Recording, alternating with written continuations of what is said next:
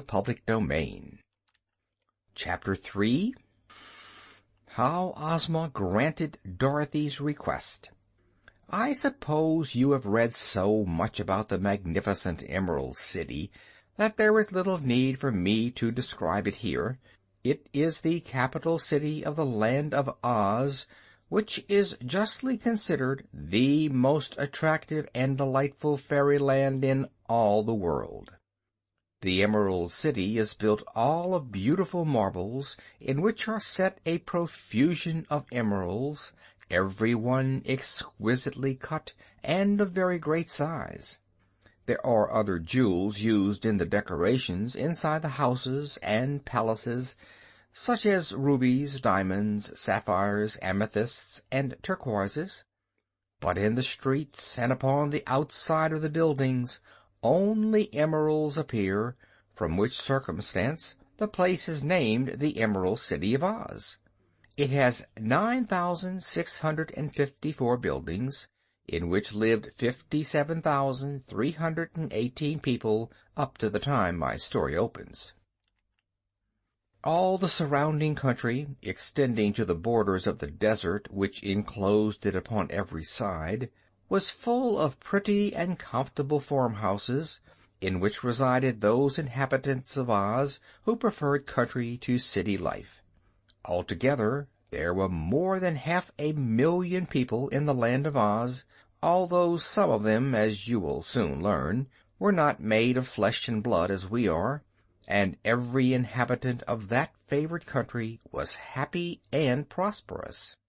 No disease of any sort was ever known among the Ozites, and so no one ever died unless he met with an accident that prevented him from living. This happened very seldom indeed. There were no poor people in the Land of Oz, because there was no such thing as money, and all property of every sort belonged to the ruler. The people were her children, and she cared for them.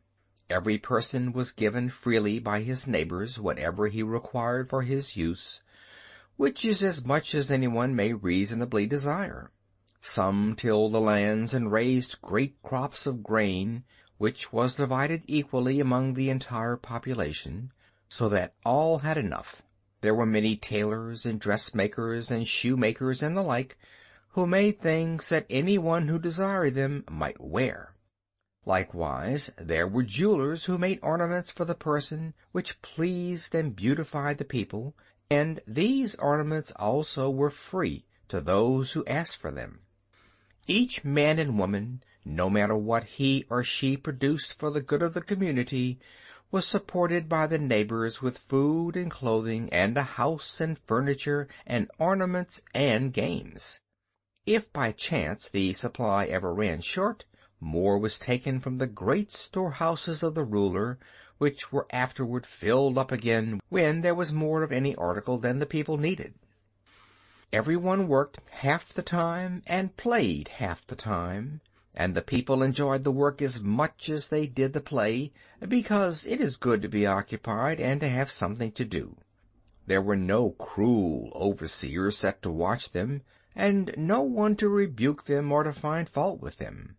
So each one was proud to do all he could for his friends and neighbors, and was glad when they would accept the things he produced. You will know by what I have here told you that the Land of Oz was a remarkable country. I do not suppose such an arrangement would be practical with us, but Dorothy assures me that it works finely with the Oz people. Oz being a fairy country, the people were of course fairy people, but that does not mean that all of them were very unlike the people of our own world. There were all sorts of queer characters among them, but not a single one who was evil, or who possessed a selfish or violent nature. They were peaceful, kind-hearted, loving, and merry, and every inhabitant adored the beautiful girl who ruled them, and delighted to obey her every command. In spite of all I have said in a general way, there were some parts of the Land of Oz not quite so pleasant as the farming country and the Emerald City which was its center. Far away in the South Country there lived in the mountains a band of strange people called Hammerheads, because they had no arms and used their flat heads to pound anyone who came near them. Their necks were like rubber, so that they could shoot out their heads to quite a distance, and afterward draw them back again to their shoulders. The Hammerheads were called the Wild People, but never harmed any but those who disturbed them in their mountains where they lived. In some of the dense forests there lived great beasts of every sort. Yet these were for the most part harmless and even sociable, and conversed agreeably with those who visited their haunts. The Kalidahs, beasts with bodies like bears and heads like tigers, had once been fierce and bloodthirsty, but even they were now nearly all tamed, although at times one or another of them would get cross and disagreeable. Not so tame were the Fighting Trees, which had a forest of their own. If anyone approached them, these curious trees would bend down their branches, twine them around the intruders, and hurl them away. But these unpleasant things existed only in a few remote parts of the Land of Oz. I suppose every country has some drawbacks, so even this almost perfect fairyland could not be quite perfect.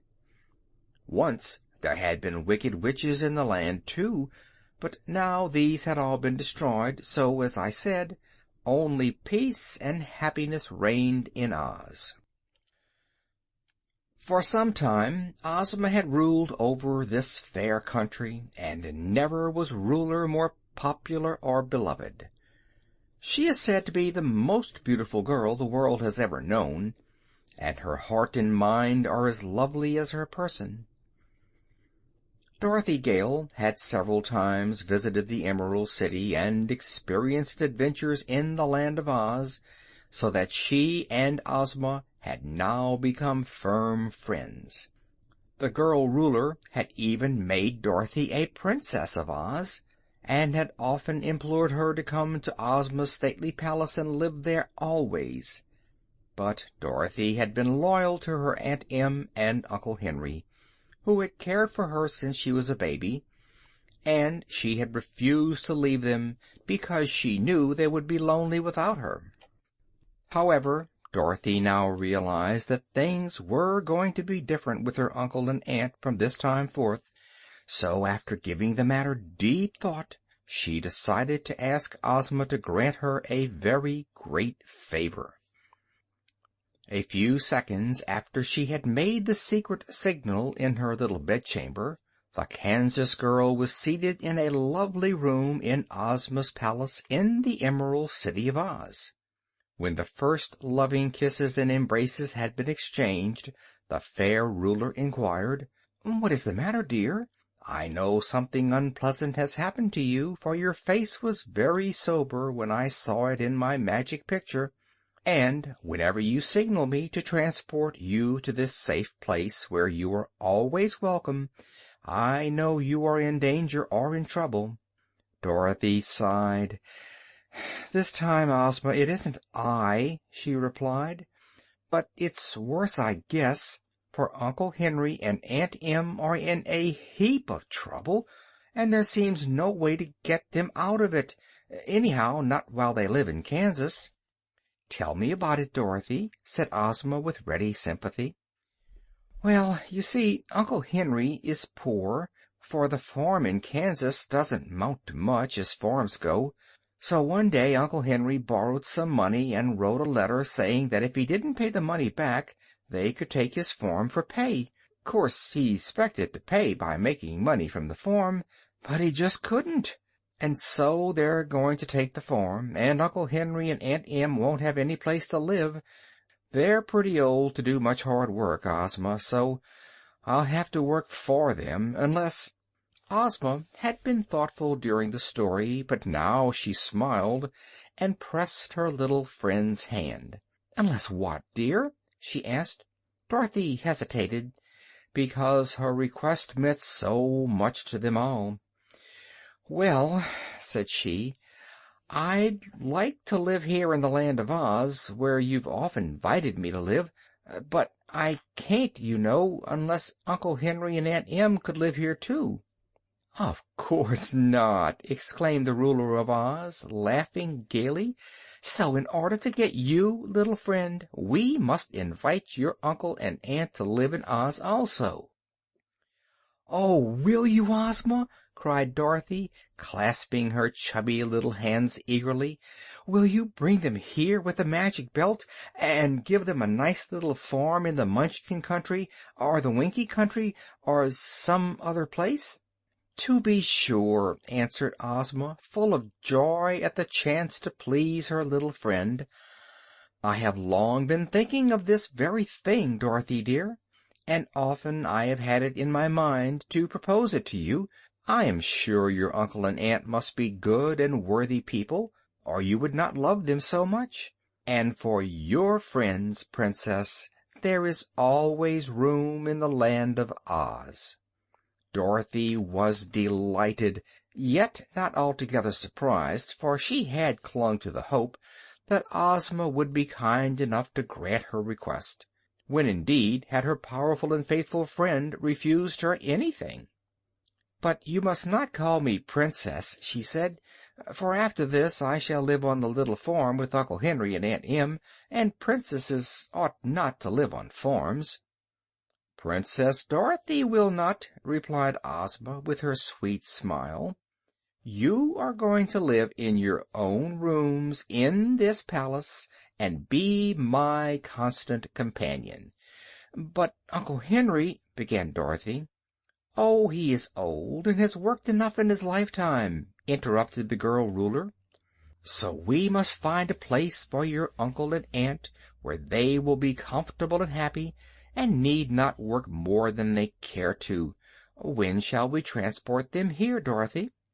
"I promised to go and see them again before they were turned out of the farmhouse," answered Dorothy, "so perhaps next Saturday."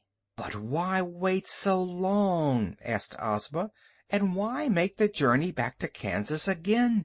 Let us surprise them and bring them here without any warning." "I'm not sure that they believe in the Land of Oz," said Dorothy, "though I've told 'em about it lots of times."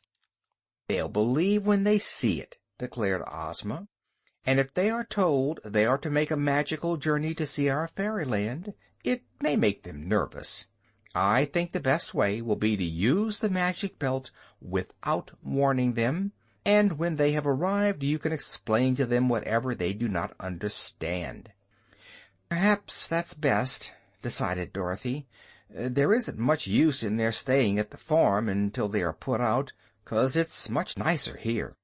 "Then tomorrow morning they shall come here," said Princess Ozma. "I will order Jellia Jamb, who is the palace housekeeper, to have rooms all prepared for them, and after breakfast we will get the magic belt, and by its aid transport your uncle and aunt to the Emerald City." "Thank you, Ozma," cried Dorothy, kissing her friend gratefully. "And now," Ozma proposed, "let us take a walk in the gardens before we dress for dinner. Come, Dorothy dear." Chapter 3